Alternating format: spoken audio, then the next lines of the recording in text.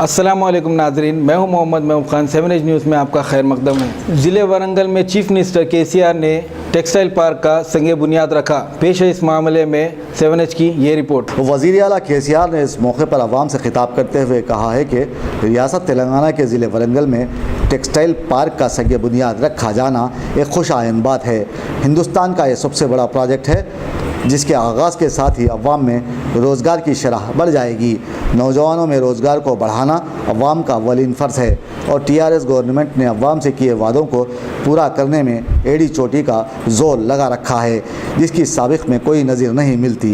उन्होंने पुरुमेद लहजे में ये भी कहा है कि अब वो दिन दूर नहीं जब लोग तेलंगाना को गोल्डन तेलंगाना कहना शुरू कर देंगे। इस मौके पर उन्हें सुनने के लिए अवाम का अज़्दहाम देखा गया है। ఈ ఒప్పందాల వల్ల సమకూరిన 3,900 కోట్ల పెట్టుబడుల వల్ల 27,000 మందికి ప్రత్యక్షంగా ఉద్యోగాలు లభిస్తాయి. కనీసం 50,000 మందికి పరోక్షమైనటువంటి ఉపాధి కూడా లభిస్తుందని చెప్పి చాలా గర్వంగా సంతోషంగా ఈరోజు నేను మీ అందరికీ కూడా మనవి చేస్తూ ఉన్నాను.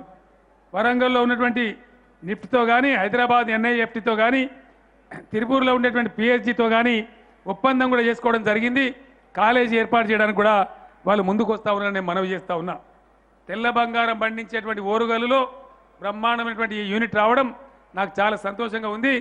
ఈరోజు ఈ వేదిక నుంచి సూరత్లో ఉన్న మా చేనేత కార్మికులకు, సోలాపూర్లో ఉన్న మా నేతన్నలకు, భివండిలో ఉన్న మా నేతన్నలకు తిరిగి రమ్మని చెప్పి మీరు ఇక్కడ బ్రహ్మాండంగా మీ ప్రభావాన్ని, మీ స్కిల్ అంతా ఎగ్జిబిట్ చేయవచ్చు. మన ఇంట్లోనే, మన కడపలోనే మనకు ఉపాధి అవకాశం వచ్చింది. అక్కడ పరాయి రాష్ట్రంలో ఉండే అవసరం లేదు.